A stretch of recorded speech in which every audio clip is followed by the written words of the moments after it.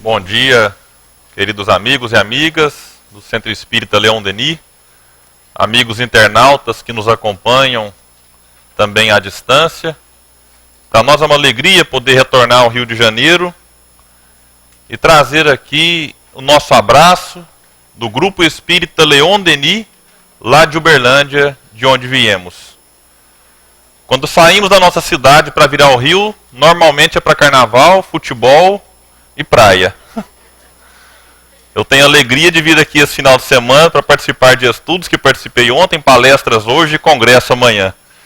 É quando nós começamos a distinguir o que é alegria do que é felicidade, porque alegria passa e felicidade é o que fica.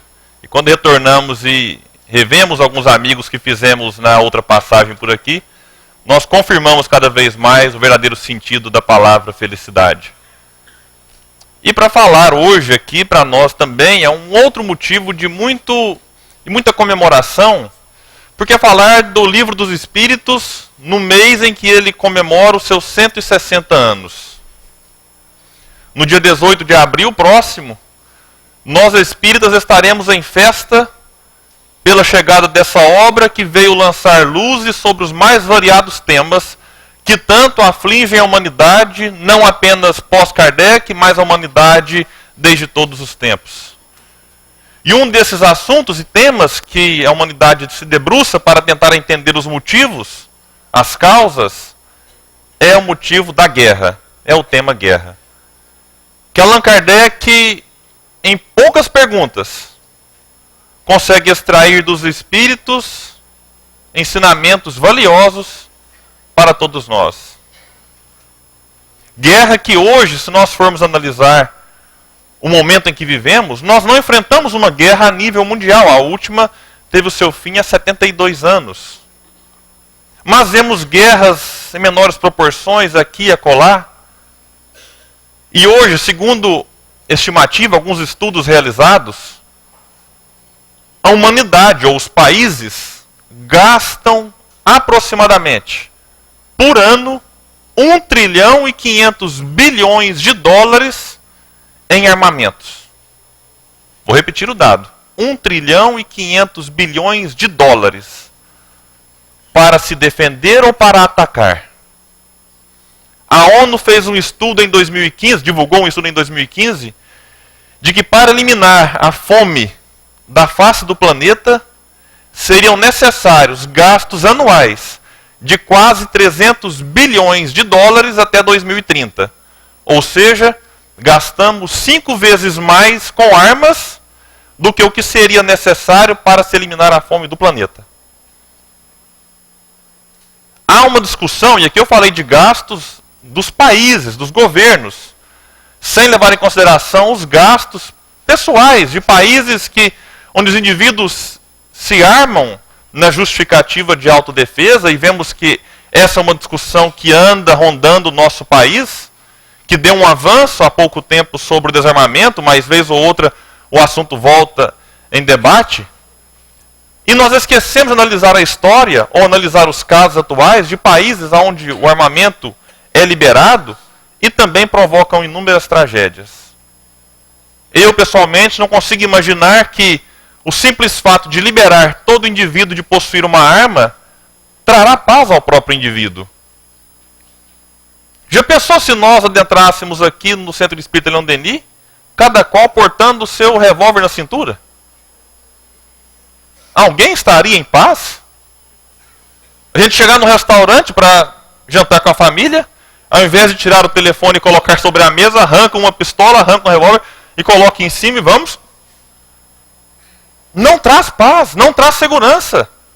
Pelo contrário, cria-se um pânico. Aumenta-se até mesmo a insegurança de saber, não vou nem sair de casa. Vou ficar com os meus. Mas quem garantirá que dentro de casa, com várias armas lá, indivíduos muitas vezes alcoolizados, muitas vezes com várias perturbações, não poderão também cometer os seus crimes? Então precisamos refletir muito sobre esses assuntos atuais.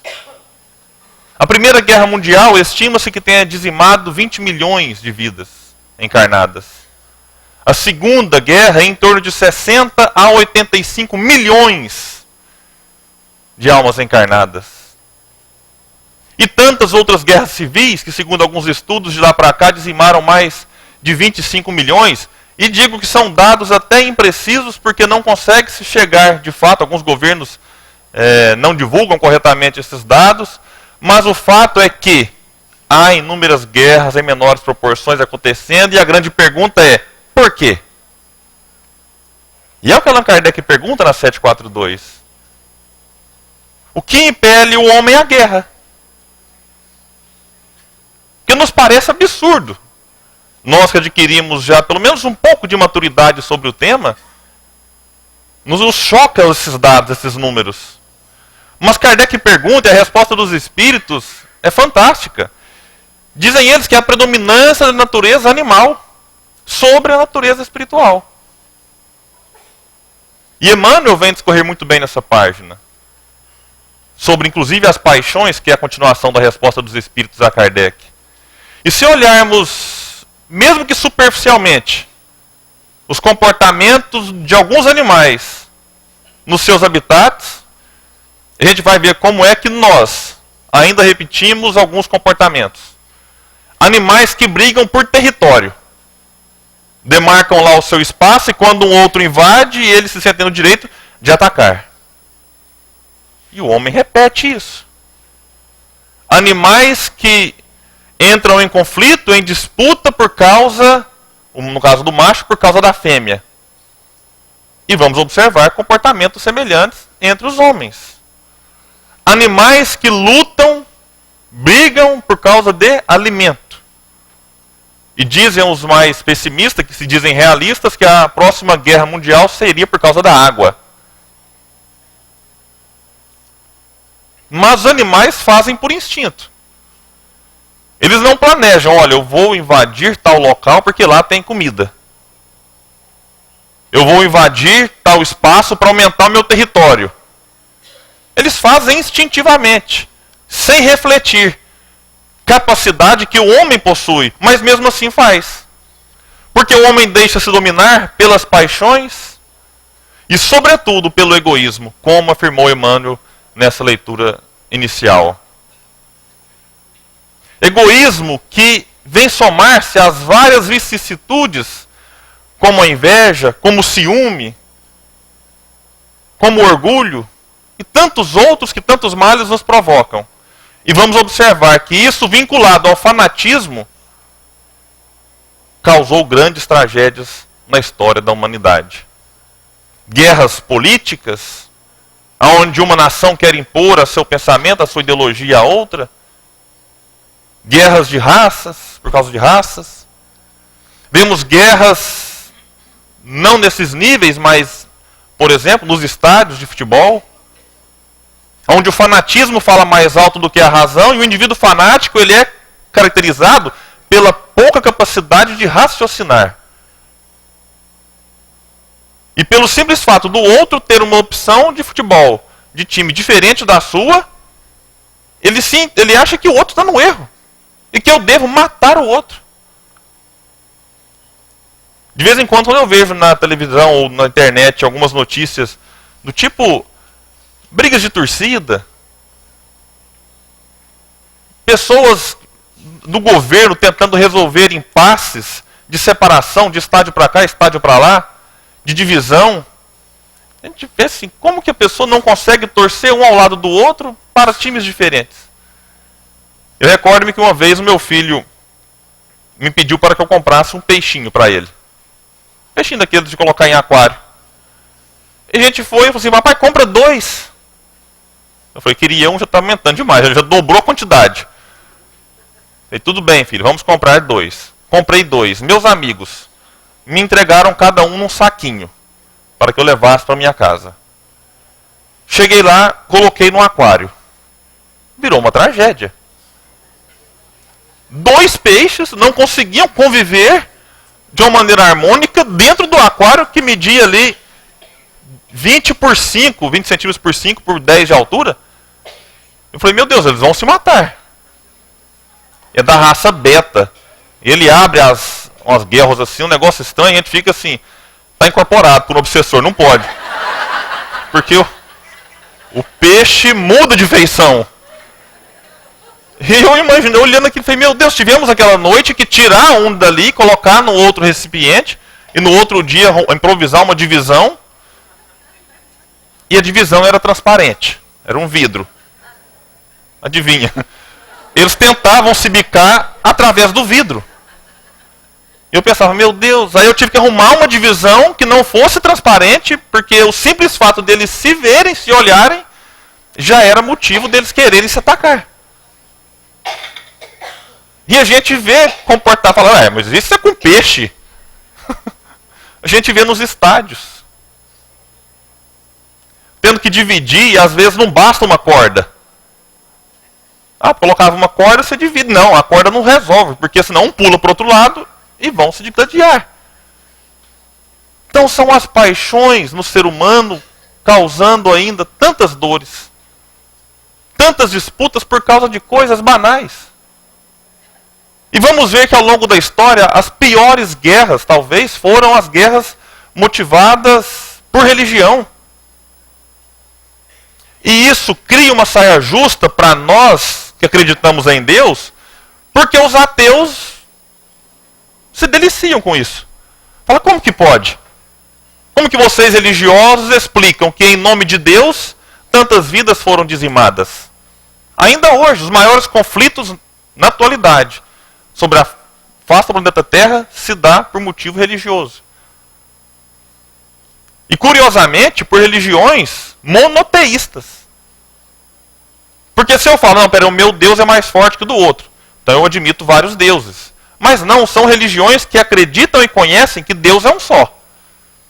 E esse talvez seja também um dos problemas. Aquilo que deveria ser a solução, talvez, pode ser o problema na cabeça dos fanáticos. Que pensam, se existe um só Deus, e o da minha religião é essa que está com a verdade. Todos os outros estão em erro. Se estão em erro, devem ser eliminados. Pensamentos religiosos. Que tanto prejuízo trouxeram às nações. E as pessoas perguntam, mas será que Deus de fato cria a guerra? Será que Deus que impulsiona? E aí vem a doutrina espírita também esclarecer sobre esses pontos, do bem e do mal. Porque o bem não tem existência própria. O mal não tem existência própria. O mal é a ausência do bem. E o mal praticado pelo homem o é pela liberdade que Deus nos concede. Que aliada ao mau uso das faculdades que nós possuímos, aliada ao mau uso inclusive da inteligência, indivíduos que se tornam muito inteligentes, mas não amam. Como diria Leon Denis, na terceira parte do livro Problema do Ser e do Destino, das potências da alma, quando fala que toda a potência da alma resume-se em 3 palavras: querer, saber e amar. E ele coloca que a principal de todas é o amor. Porque sem o amor, o saber e o querer ficariam incompletos e muitas vezes estéreis. E é o que nós vemos nas guerras.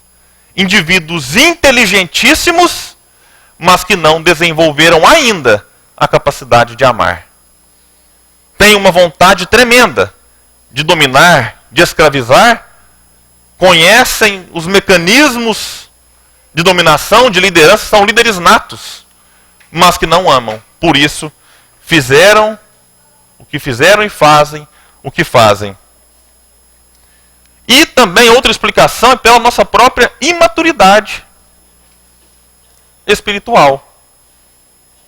Imaturidade que, quando eu falei em coisas fúteis, nós podemos comparar, para ficar mais fácil a compreensão, com aqueles que têm filhos ou têm netos, que pequenos, quando eles brigam, por exemplo, por causa de brinquedo.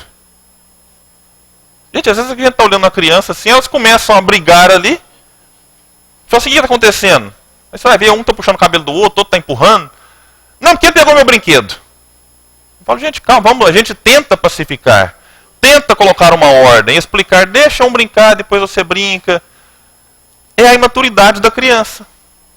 E os pais olham aquilo e falam assim, puxa, mas criança é difícil, né? Isso acontece o mesmo com nós, adultos, quando nos colocamos em guerra. Brigamos por coisas banais. por coisas fúteis. E os espíritos superiores olham como o pai olha um filho, e os espíritos devem pensar assim, puxa vida, se matando por causa de petróleo. E vai ficar o petróleo tudo para trás. Se atacando por causa de espaço, território. Não vão levar nada disso depois que desencarnar. Então os espíritos olham com nós com um ar de piedade, mas jamais se revoltam. E temos que tomar cuidado com esse comportamento nosso, pessoal, inclusive de nós espíritas, com a revolta. Porque o espírita é convidado a buscar a compreensão dos fatos. Porque muitas vezes na nossa revolta, nós não estamos ligados diretamente a uma guerra, mas mentalmente nós emitimos fluidos muito ruins, e em que nada colaboram. Leon Denis escreveu um livro chamado O Mundo Invisível e a Guerra. Um livro fantástico. Que ele escreveu os artigos para a Revista Espírita enquanto acontecia a Primeira Grande Guerra. E Leon Denis vai nos dizer nesse livro que acima de tudo, lembra-se de que nosso mundo é um planeta inferior. Fazendo uma pausa aqui, segundo a escala de Kardec, nós estamos no segundo estágio de 5. Então estamos mais próximos do começo do que do fim. Continua Leon Denis. Um laboratório onde desabrocham as almas ainda inexperientes com seus anseios confusos e suas paixões desordenadas. Almas inexperientes, com anseios confusos e suas paixões desordenadas. Anseios e paixões que muitas vezes provocam escândalos. E quando falamos em escândalos, nos lembramos daquela passagem do Evangelho, na qual Jesus diz, segundo a tradução de Haroldo Dutra, é impossível não vir os escândalos. Todavia, ai daquele por meio de quem vêm os escândalos. Impossível não tê-los, por causa da nossa imaturidade, por causa da nossa ignorância. Mas, diz o Cristo, ai daqueles que provocam o escândalo. Então nós vivemos num mundo difícil, sim, mas que não sejamos nós, aqueles que provocam. Que sejamos, na visão espiritual, é muito mais vantagem receber uma ofensa do que ofender. É muito mais vantajoso espiritualmente receber um ataque do que atacar. Receber uma agressão do que agredir. E Kardec pergunta na questão 745, que se deve pensar daquele que suscita a guerra para proveito seu? E os espíritos colocam, grande culpado. E muitas existências lhes serão necessárias para expiar todos os assassinos de que haja sido causa. E a doutrina espírita então vem lançar o olhar da reencarnação. Quer dizer, meu amigo, você está lutando para dominar agora, mas você terá que pagar em várias encarnações todo o sofrimento que você causou. Pagar no sentido de que ele extraia o aprendizado. E a reencarnação e a imortalidade da alma vem sim lançar luzes sobre essa temática também, embora aqueles que estão no processo não vão ter condição de pensar, de refletir nisso. Mas nós espíritas podemos a partir de então compreender. Vamos observar então que nas grandes guerras nós observamos também, de um lado, aqueles que provocam o escândalo, que é o lado sombrio da guerra, mas de outro lado, luzes que emanam das dificuldades. Indivíduos que conseguiram superar os obstáculos, as dificuldades, elevando-se espiritualmente e comovendo não apenas aqueles que estavam próximos, mas muitas vezes gerações. Tivemos um casal de brasileiro que recebeu um prêmio chamado Justo entre as Nações, que é um prêmio concedido a não-judeus que colaboraram com os judeus. Uma delas era a Cide Carvalho Guimarães Rosa, esposa do grande Guimarães Rosa, escritor. Ela trabalhava auxiliando o cônsul.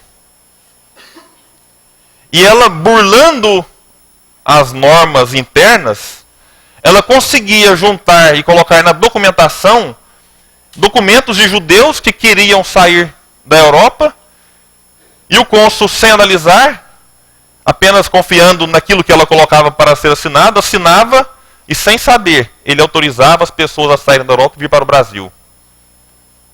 Um outro grande brasileiro foi Luiz Martins de Souza Dantas, carioca, embaixador em Paris, que também, burlando as normas do governo, não atendia aos protocolos que eram exigidos para o visto, porque eram tantos que era praticamente impossível ter um visto. E Luiz, então, ignora todos esses protocolos e sai distribuindo visto, e estima-se que ele tenha autorizado o envio ou a migração de mais de 1.000 judeus para o Brasil. Então, se formos pegar apenas as sombras, nós às vezes nos pegamos a revolta. Mas é preciso olhar aqueles que praticaram o bem. Um inglês chamado Nicholas Winton ficou conhecido mundialmente porque ele teve a capacidade e o trabalho enorme de, pressentindo que a guerra se aproximava, ele então começou a ver que haviam famílias que estavam já sendo perseguidas, e ele elaborou uma lista com o nome de quase 1.000 crianças. Conversou com olha o trabalho que esse homem teve. Conversou com os pais para que eles concordassem em permitir com que as suas crianças fossem enviadas para outro país. E olha o sentimento do pai, às vezes, de saber que vai liberar a seu filho para ir embora para nunca mais vê-lo. E esse homem, então, elabora essa lista, vai atrás de lares para receber aquelas crianças, e prestes do início da Segunda Guerra Mundial, ele começa a despachá-las nos trens. E assim conseguiu salvar 669 crianças. O último trem não foi possível embarcar porque a guerra já havia começado e todas as 250 crianças que ficaram para trás foram dizimadas.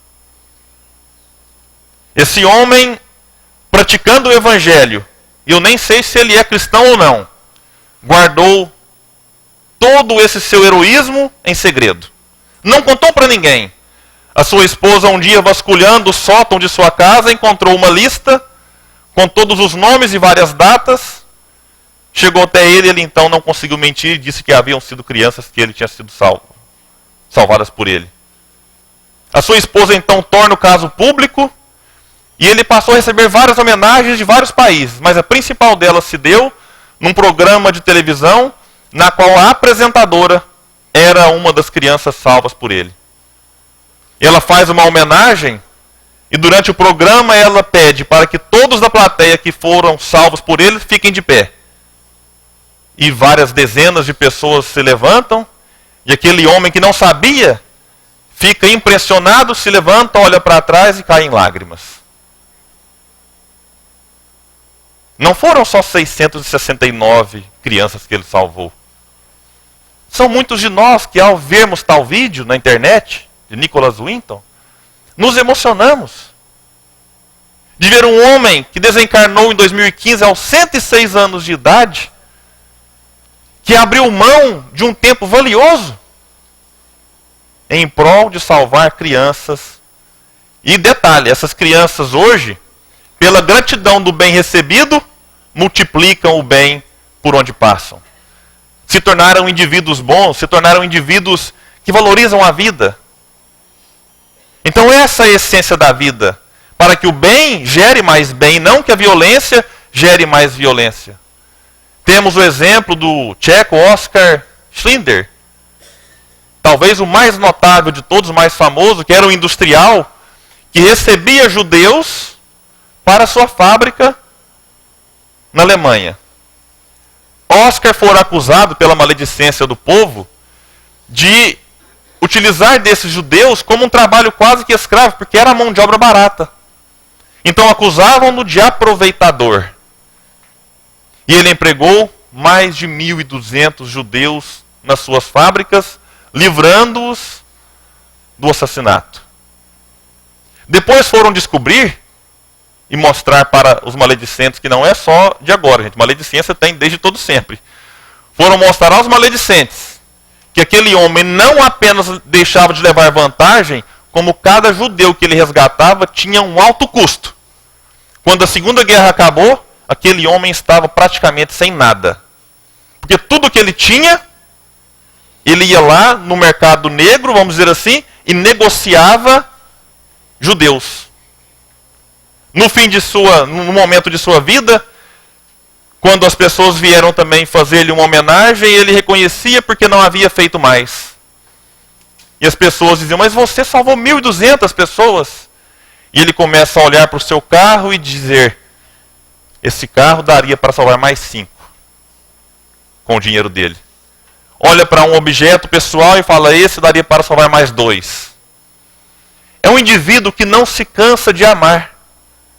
Porque diz Leon Denis que o amor é de uma fonte inesgotável. Quanto mais se dá, mais se tem. Então vamos ver nesses e em vários outros exemplos de indivíduos que em momentos sombrios conseguiram fazer brilhar a sua luz. E pensamos, por que Deus então permite tais períodos de sombra? Que é a pergunta 744, né? Que objetivou a providência? E a resposta fala que é a liberdade e o progresso, que caminham lado a lado. Quanto mais o espírito progride, mais liberdade tem. Quanto mais liberdade tem, maior a capacidade que tem de exercer as suas faculdades e de progredir. E se eu falei aqui de progressos morais pessoais, quantas instituições não foram criadas a partir das guerras? Instituições que permanecem até hoje, com milhões de voluntários. Quando falamos em liberdade, e Kardec não se contenta com a resposta, ele pergunta, mas não, estranho, né? Falar em liberdade na guerra, quando a guerra faz, é escravizar. É tornar o indivíduo, às vezes, dominado pelo vencedor. E os espíritos falam, né, que é questão de cansar. Usam um termo aqui, se a guerra, escravidão momentânea para cansar os povos. E que Deus se utiliza disso para que nós avancemos mais depressa. E Leon Denis vai falar, né, que são nas dores, nas dificuldades, nos problemas, que o homem tem maior capacidade de crescer. Então, nas guerras, apesar das dores, apesar das dificuldades, nós ainda assim podemos, estando nela, vivenciando ou observando, aprender, crescer. Porque chega um momento em que nós cansamos de sofrer. Relembro-me da parábola do filho pródigo, daquele jovem que sai de casa. Não vou contar a parábola toda, nem porque ela daria várias palestras somente ela, mas aquele jovem, quando ele faz o momento de volta, é porque ele cansou de sofrer. Ele chegou no fundo do poço. E aquele pai da parábola se assemelha ou simboliza Deus, que vendo que o seu filho cansou de sofrer, o aguarda carinhosamente e faz uma festa com o seu retorno. Assim somos nós. A gente às vezes caminhamos para o fundo do poço, mas chega uma hora que ele tem fim. E no fim nós faremos o caminho de volta ao Pai. Não ao Pai da parábola, mas ao Pai celestial, que espera de todos nós esse caminho de volta ao seu regado. Então nós vamos observar que a grande inconformidade na guerra se dá pela incompreensão da necessidade também da morte. Ao longo dessa palestra, frisei várias vezes o número de mortos. E muitos de nós, não é por menos, chocamos. Mas aí vem os espíritos dizer assim, mas o que é a morte? Porque muitos negam a existência de Deus por haver a própria desencarnação. Alegam que se Deus fosse bom, que se Deus fosse justo, que se Deus existisse, a morte não existiria. Ah, mas será que é possível? Basta ver quando nós lidamos com o desencarne de alguém próximo de nós. Não é raro observarmos revoltas. E eu lembro-me aqui agora de um momento ocorrido com Jerônimo Mendonça. Jerônimo Mendonça foi um grande trabalhador espírita de uma cidade quase vizinha a Uberlândia, que é a cidade de Ituiutaba. Jerônimo Mendonça viveu dos 20 aos 50 anos, preso a uma cama, vitimado